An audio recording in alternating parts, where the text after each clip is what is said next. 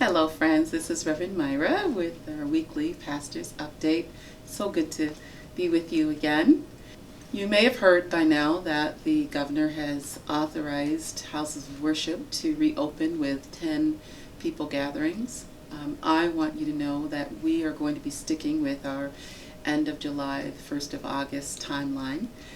Those guidelines and that authorization really comes with churches being able to have the ability to bring their people in safely and to follow the social distancing, to have the masks, to navigate entrances and exits. And there are a lot of logistics that are part of the authorization to reopen. So we are still working on those things for you, and we will certainly let you know when we are ready. But we want you to know that things are moving forward. Last week we got in the touchless hand dispensers, towel dispensers, and this week the touchless soap dispensers have come in. And so we're working on all kinds of things. The other thing that will be forthcoming is we're also going to be working on some instructional videos that we will be able to have available for you to watch so that we all are on the same page in preparation for our reopening. So I'm very excited about that, and very grateful to our team who's helping us to get these spaces ready. Also, I'm very excited about our Chiapas Liturgy this weekend. Davis Craig is going to be preaching for us. I'm so excited to hear his beautiful message, and you'll get a chance this weekend, and actually from now to the weekend, to continue to bid on the beautiful Fiesta quilt and to purchase Costas Typicas, the items that were brought back from Chiapas to help celebrate and support our friends in Chiapas. And you also get an opportunity. We're going to have our virtual coffee hour after the liturgy and the celebration. So I hope that you will join us and help us to raise some money to support the work that we're doing in Chiapas, Mexico. So I'm looking forward to seeing you on Sunday. Also this week, Mike Boucher held our first virtual small Christian community meeting on Zoom with all the folks who have joined us and become part of our community that live outside of Rochester. So we had about 20 people on that call. And we had our friends there from Spiritus Buffalo and North Carolina and Texas and California and Pennsylvania and Maryland and Ohio, New York City and Albany and more. And so we're so excited that during this time we've picked up a virtual community of folks who feel called to be members of Spiritus Christi. And if you live outside of Rochester and you feel called to that as well, we want you to know that you're more than welcome to join us as a parish and as a community.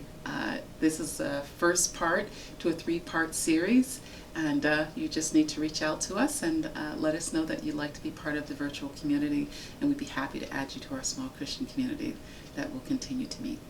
I also want to send my condolences to Steve Hain on the death of his brother David. Steve, our hearts go out to you. We are so sorry for your loss. We want you to know that we're praying for you and we're thinking of you. So may God just hold you really close as you go through this time of grief. And finally, friends, I just realized that this has just been a really hard week for racism for African Americans in this country, and I just want to invite you and encourage us to keep praying, to keep doing the really hard work of building more justice. I feel like we were just reeling from Ahmaud Arbery's killing, and then we had the young man, George Floyd, in Minnesota, who died because of the officer's knee on his neck. But we also had the young woman in New York City who threatened to call the police on an African American man who asked her to put a leash on her dog, which all the signs in the park had encouraged dog owners to do. And then we had the professor at the Bush School of Business who sent out racist tweets about President Obama and Kamala Harris. And so I just think that it keeps calling us to the work of racial and social justice, and I'm so proud to be part of a parish where we have committed to that work. And so I just want to encourage you to keep working on it, keep standing up, keep speaking up, because it means the difference in many cases between life and death for those that we love in the human family. So enjoy this beautiful week, this beautiful sun, and make sure that you get outside and that you enjoy this beautiful earth that God has given us. And I look forward to seeing you again next week for our weekly Pastor's Update.